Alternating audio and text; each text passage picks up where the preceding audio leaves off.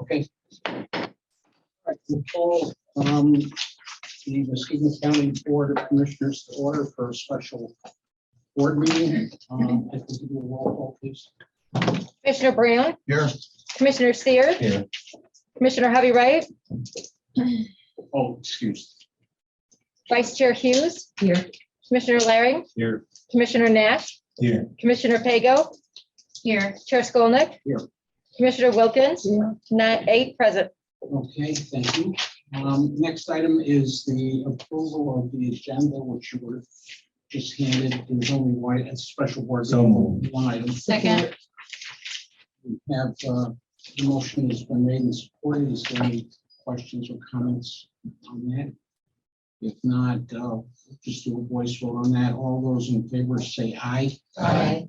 Opposed, same sign. Okay, that's approved. The next item is the approval of the regular and closed session minutes of January 11th, 2022. Reading them. So moved. I'm sorry. There are no closed session minutes that I had time to do. I'm sorry. Oh, that's close session, my bad. No, it was on the last minute, so it's just regular. Oh, okay. I just read. Yeah. No, but we had a closed session at the last. Yeah, it meeting. wasn't closed That's right, session. we did do a closed session, so we added that, so. So You what? said that, right? It was Oh, to change, yeah. that there was some stuff wrong. Melinda got it. So we had a regular and a closed session meeting on Tuesday. Okay, That's so correct. we're voting on the approval of the regular and closed session minutes of January 11th, 2022. That motion has been made and supported. By whom? Questions or questions? No, wait, you're shaking your head. Nobody moved or seconded. So moved. Support, okay. Then- All right, we have the motion that's been supported. Anybody, is there any comments on that? If not, we'll do another voice vote. Alicia has her hand raised on mine. Is she allowed to speak? No, Okay. she can't speak. Never, That ended Only- December 31. Only when the public can. she did. Attending as a member of the public. Okay, do a voice vote on that. All those in favor say aye. Aye. Opposed, same sign. Okay. It's- Next is public comment on the agenda item. If there's anyone from the public that would like to speak on the one item that's on this agenda, now is your time. Anybody online want to speak? Kristen Inda has Do her hand you up. see anybody? No. I don't see anything. Okay, then we will move on to item 6, unfinished business. To authorize the board chair to sign a 3-year contract with Vital Core for inmate medical / healthcare services and adjust the budget accordingly. Mr. Chair, we already voted on this. And it was changed. Remember, there was a So- change of wording.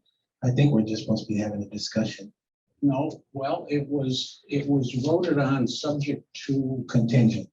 contingent on the agreement. So I don't know if we need to bring I this think we motion just back need or an not. update. Well, we don't have a motion on the floor, so. So I know there are questions. Point of order. We need a motion to discuss this item. I don't think from the corporate council we do. Well, We already voted on it.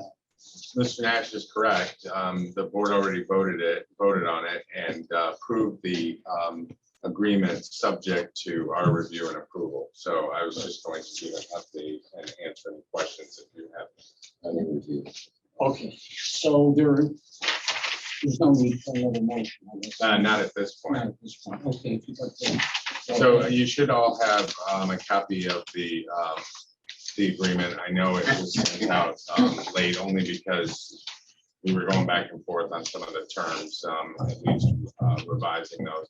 The only thing that has changed from the agreement that you have is a typographical correction for the invitation to bid, which got transposed into INT instead of ITN throughout the agreement. So that's the only other change that's been made since you saw that version.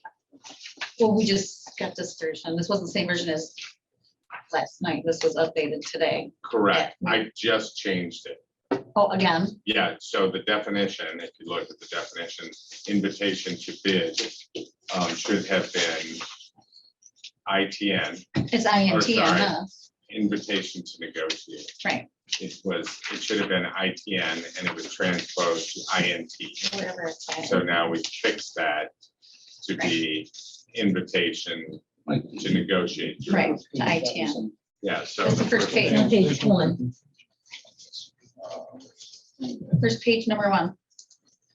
Contract. Okay, yeah. So invitation to negotiate in the whereas clause is defined as INT, that should be ITN, not INT.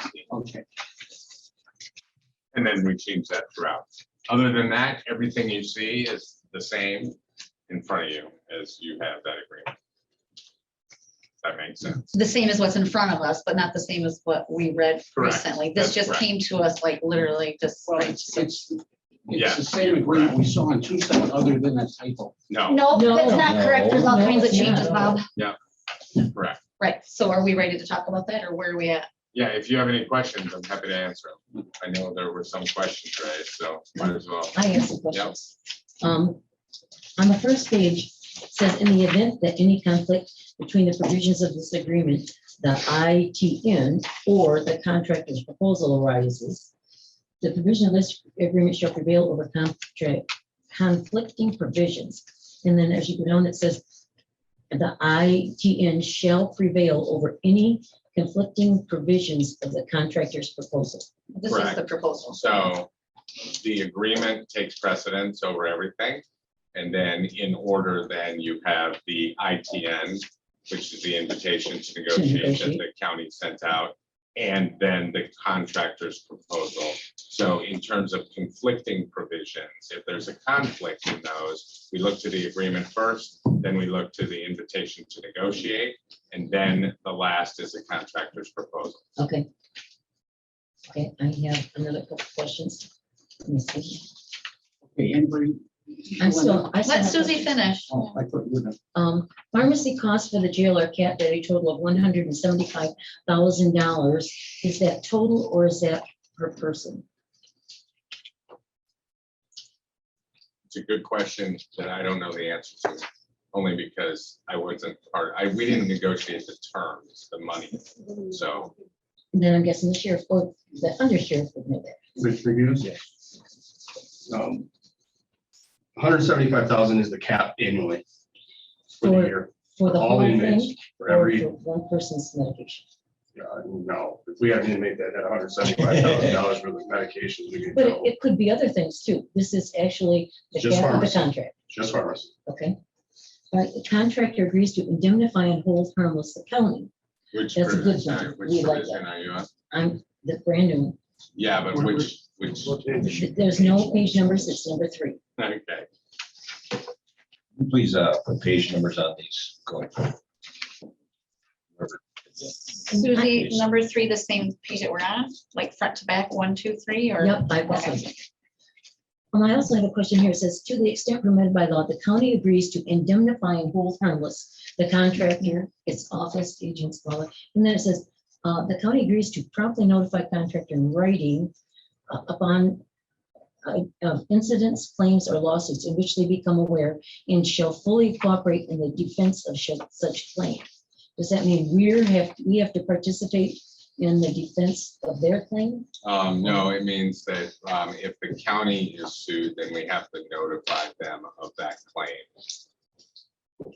Okay, and it also says contractors shall support the defense and indemnification above by obtaining commercially reasonable general liability and professional malpractice insurance. Yes. I'm not sure I'm comfortable with commercially reasonable. So that language came out of the invitation to negotiate, which is why it's in there. Okay.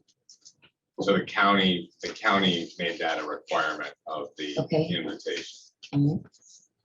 And I wanted to know too, the supplies that they use,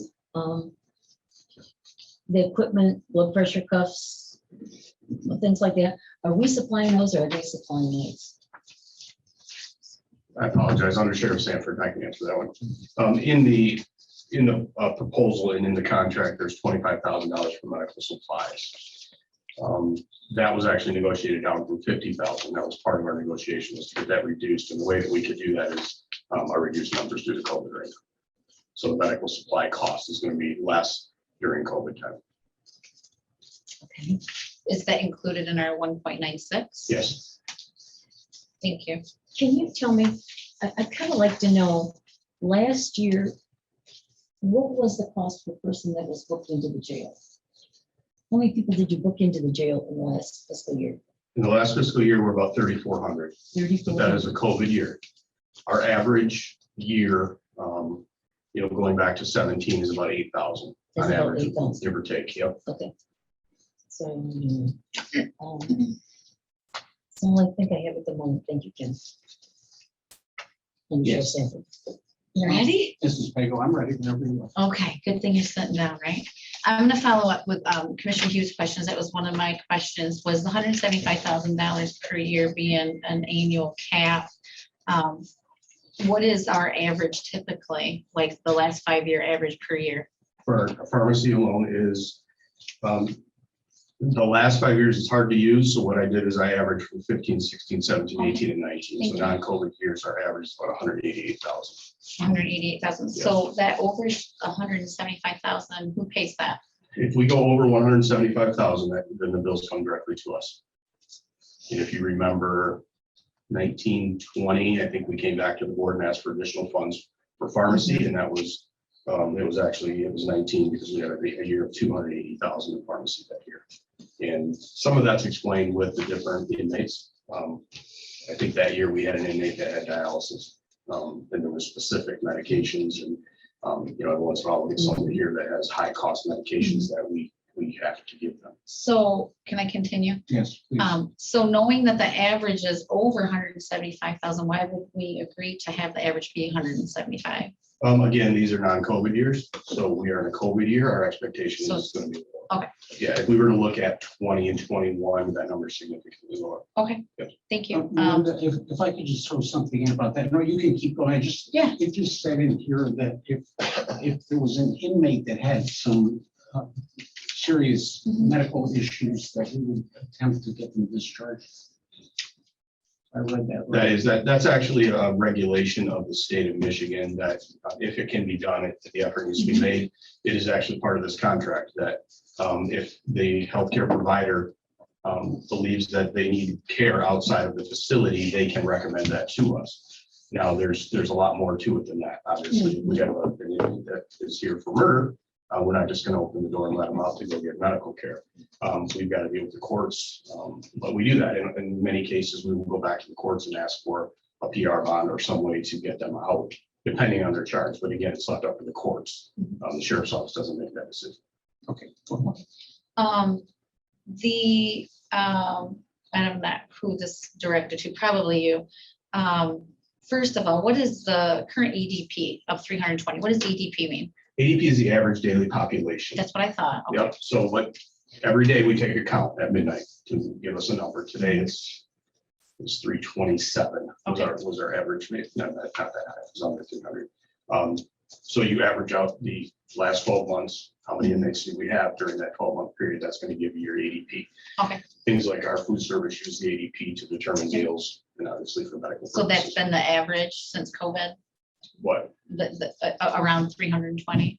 Actually a little lower, but yeah, right around 300. give or take, Okay. During COVID. So- Yep. To my understanding, what this contract says in, okay, medical director, reduce the hours of a medical director from 8 hours a week to 4 hours per week. What are we currently at for medical director hours? If you remember what we have with Health West and what we had with WellPath are two different things. WellPath was a correctional medical provider, very organized when it came to positions and what people did. Health West is not so. Right. So to say that we have a medical director is not accurate right now currently. We did have a PA that was on site several days a week, but there was no budgeted set time for that. Okay, If we go back prior to and look at WellPath, they had the same as what we're going into now, which is 4 hours for a medical doctor coming to the facility per week. so when we had WellPath, it was 4 hours per week? It was. Okay.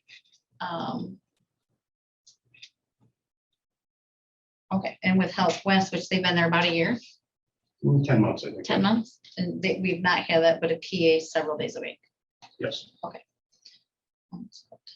Okay, so What was my question? So we've foregone having a director of nursing position completely. We did during the negotiations. Obviously, we were looking for cost saving places that we could find within the contract. We talked with Vital Corps. They actually talked with their medical director, and based on our average daily population, that lower number of 300, the medical director was okay with reducing that and taking that out. You will see in there that there's a contingency I that did. if our population goes over 400, that position is coming back, which means we will have an increased cost. But so that decision was not made solely for financial. It was part of the reason why we went there, but we did get approval from Vital Corps that they could do this without that position. I would also note, something we've not had before is this contract affords us an RN 24/7, which we've never had. We do, I didn't even see that in here. We have 3 shifts of an RN Three position. shifts of an RN, that's Yeah. 24. So there'll be a registered nurse on site 24/7. And that is something new that we've never had before. Okay, so the director of nursing position, I'm assuming we don't have that with Health West the last 10 months. Or did we? Again, yeah, they had an RN here, wasn't 24/7. Okay, They had access to an MD by phone most of the time when PA or doctor weren't here. And they had a manager, a non-medical manager that was overseeing the medical.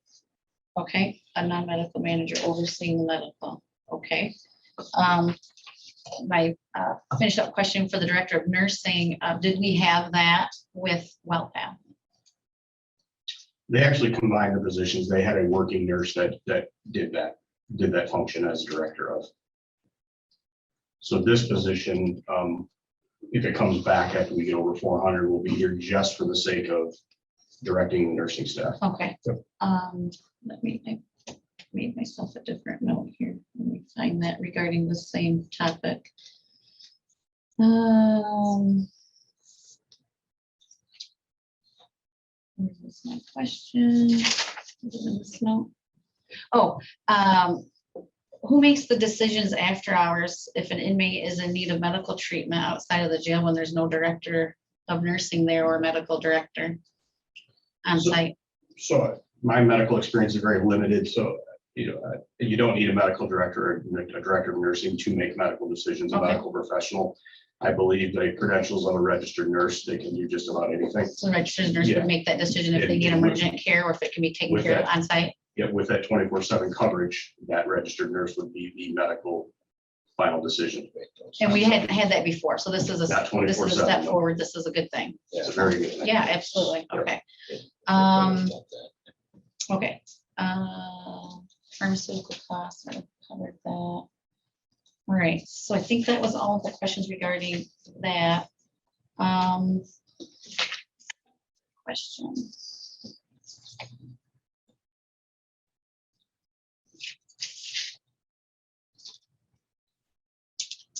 Okay, Susie asked that.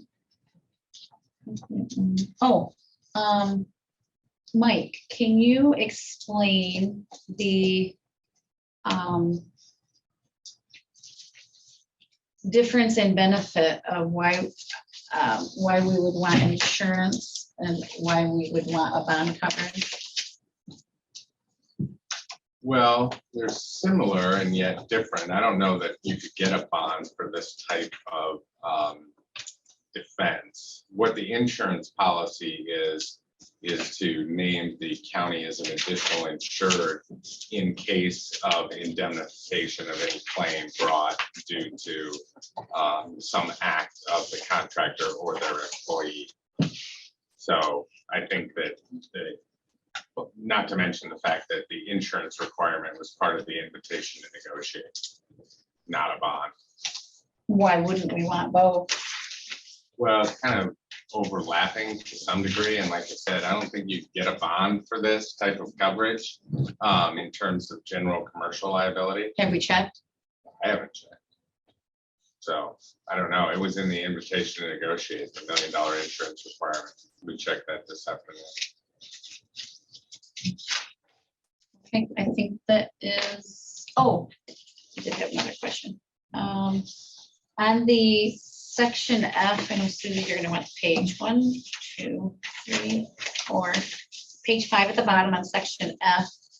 Policies and procedures, contractor, its healthcare staff, employees, agents, and or subcontractors shall operate within the requirements of the county's posted security policies and procedures which impact the provisions of medical services. What are the county posted security policies and procedures? If you're asking for specific policy, I can't give you that information. I can provide you with those policies offline, but Okay. we have many, I mean, we have 108 policies. Some of them are, they talk about different observations for inmates. There's real specifics about things that happen with certain inmates and their conditions and in our relationship with medical and how we notify medical and all those things. So, but I can't talk publicly about our security policies. Can you send those to our inbox? I can send them, yes. Thank you. Yep.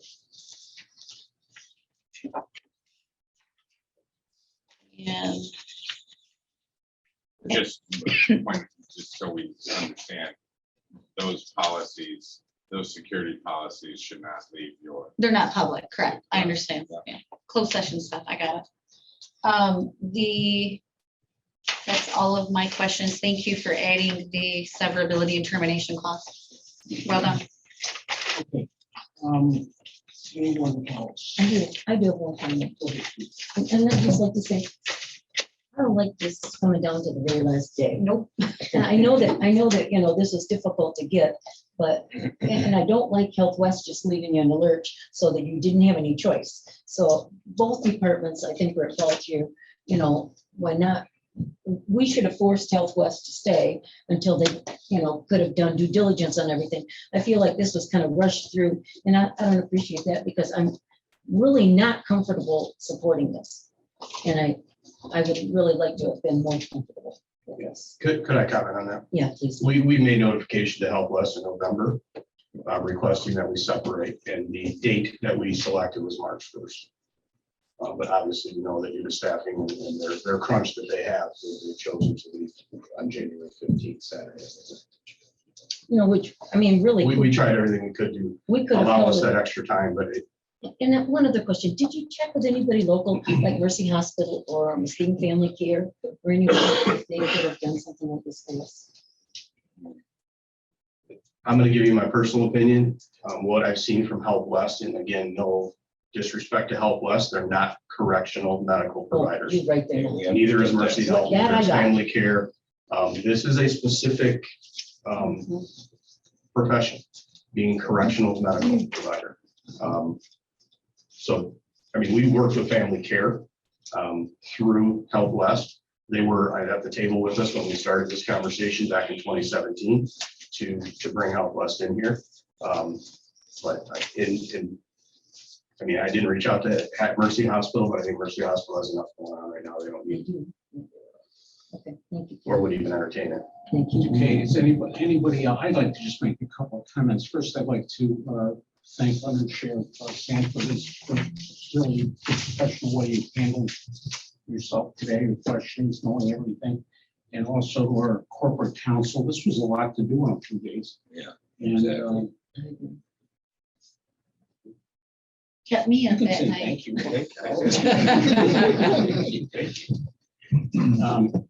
But other than that, then I think it's time to vote. We'll do I don't think we don't have a motion. We got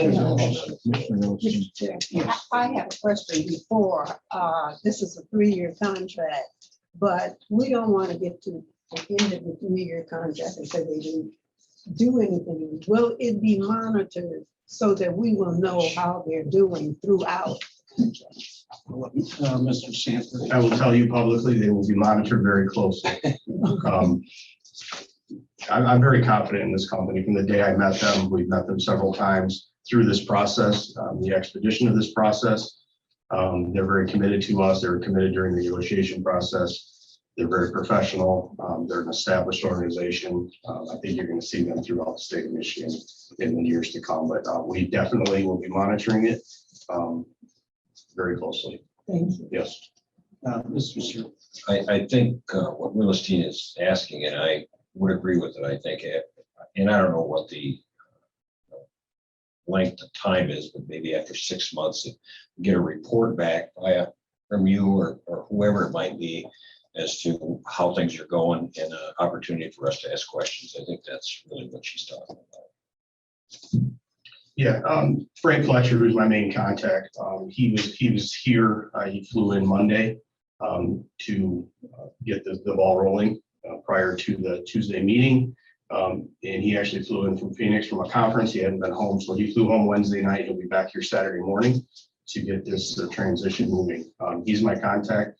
I will offer an invite to him to come back, maybe in a few months even, just to give us an update on the transition itself, and then we will get reports from them on the functions of their. I'd like to see some of those, or at least we need to keep our finger on what's going on, at least for the first 6 months or 9 months. Or whatever. Well, I have another question. Yes, Susan. First of all, I forgot to ask this before. What is it gonna cost us to get them up and running? Are they bringing everything they need with them? Well, I've been very busy the last 48 hours, I can tell you that. Okay. There's been some lists floating around of what things that are needed and what things are not. Health West has agreed to leave everything here for 2 weeks during this initial transition. They're gonna come in and evaluate what they need, what they don't need. Is there a cost limit on that, or? As of right now, we have no cost. I actually offered to buy them some med cards, and they're going to use the ones they have, and then they're going to get some from one of their vendors. So being an established medical correctional, they know what they need. Obviously, it'll fit for our needs, and they'll come in and make those decisions as to what they need and get that stuff here. But that 2 weeks that we're getting is going to help, especially since the crunch time is now. And they're taking over. Is the money for the stuff that they're gonna need included in what? There's 25,000 covered for medical costs. Okay. Yes. Okay, But that's to cover it for a year. So, but that's not gonna make it 25. no. I mean, and we've contacted facilities in IT. We are getting computers installed. We have facilities bringing over desks, chairs, office supplies, things like that. We've kind of got everybody on board here getting this through. So, And one other thing, originally, I thought this contract was for 1 year, and then it was to renew for another year and then another year. Now I see that contract is 3 years, yes, and then it's a 2-year renewal and a 2-year renewal. yes. So you're actually looking at a 7-year contract. Yep, and I can explain that, obviously, during the negotiation. That is a negotiating point in terms of agreement. I believe Commissioner Pago brought up a very good point that we needed to get a termination clause in here, and that is in there. Yep. You know, if we find out 3 months from now, these guys are not what we believe they were or say they are, we have that ability at any time. So whether it's 1 year or 12 years, we still have that. So One of the reasons why we didn't have trouble agreeing to this is their reputation, is what we've learned from Ottawa County, where they've been, Kent County. We're very comfortable with doing that. We're also locking in price. You know, it's all sticker shock to everybody when you see those numbers and those percentages. But we're locked into those prices. You know, if something goes on with medical or, you know, costs skyrocket again, we've got that commitment from them that they're gonna provide the service to us for that cost. Okay. Yeah, just one final question, comment, whatever. So yeah, having the RN on staff 24/7 is probably a huge plus in the right direction. I just have to say, no one's gonna like hearing this, but I have to question for the lack of having a medical director present, you know, 24/7 or someone with those expertise because of the recent deaths we've had in the recent years. You don't have to answer. It's just something I'm to not think going to about. answer. No, I know. I'm just saying. I'm gonna try to give you an answer, but I'm not gonna touch on. Having past events. professional expertise 24/7 should help our liability greatly, I would assume. Based on my own opinion, obviously, if you have a doctor in the room, your medical care is better than if you have a non-doctor in the room or someone who doesn't know what they're doing. Yes. Okay. One last comment from me. As much as I didn't want to be an expert on nursing homes, I did become an expert on nursing homes, at least somewhat of an expert. They do not have a medical director 24 hours a day either, and I think it just comes down to just it's already expensive. Oh, I just. They have an RN on duty. Okay. One last question. I meant to ask this earlier. How many medical staff are per shift? And we're gonna have the RN, but how many total per shift? So when I look at the direct labor report that they've provided, we have a health service administrator who is an RN. Typically, that's a function, they have the medical background, but they're now more of an administrator. There's an administrative assistant to that person. There's a medical doctor on those limited hours. There's a APRN, that is part-time, it's a part-time position. There's a charge RN, all 3 shifts. There's an LPN and or EMT, all 3 shifts. There's a CMA, and this looks like it's part-time, but it's, I would say 3 or 4 days a week, it's 112 hours for a 2-week period.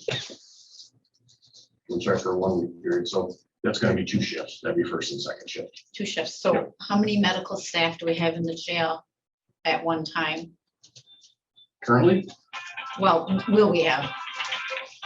medical staff, again, it depends on the time of day. Well, right. So So first shift's gonna be a little heavier, second shift, the same as first. what's and the third shift. lowest that we'll have? The lowest would be night shift. It's gonna be an RN, an LPN and or an EMT. That's it. Okay, so 3 on a night shift. Okay. And then how many do we have currently? On a night shift.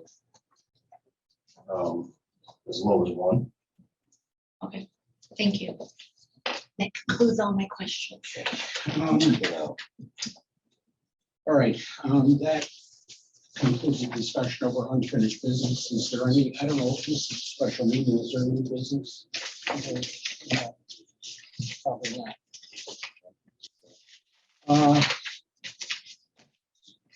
Sorry, Undersheriff, I sent that correction of that typo. from- Yeah, TN. Yeah, so you should have it in your inbox. I did. I sent it to. Did you just send it or is it the one you sent? No, it's earlier? the one I sent you. Yeah, I sent that to Frank and he's Okay. good with it. Yep. Good. Then the only thing remaining is the chairman to sign it. Yeah, and I suggested we sign it first, send it off to them, have them sign it, then they're waiting on it for their insurance. They have to have that signed contract for the carrier. Okay. Yep. So we get that signature before we leave tonight, it'd be great. Yeah. Please Please, they're done. give it to Bob right now. And did you bring some donuts with the contract? I do have some donuts, actually. Yeah. Yes. We just had some dropped off to us. They're fresh too, from Moretz. All right, is there any public comment? I don't see any I online. see only one person there. Any final board comments? And we're adjourned. Thank you.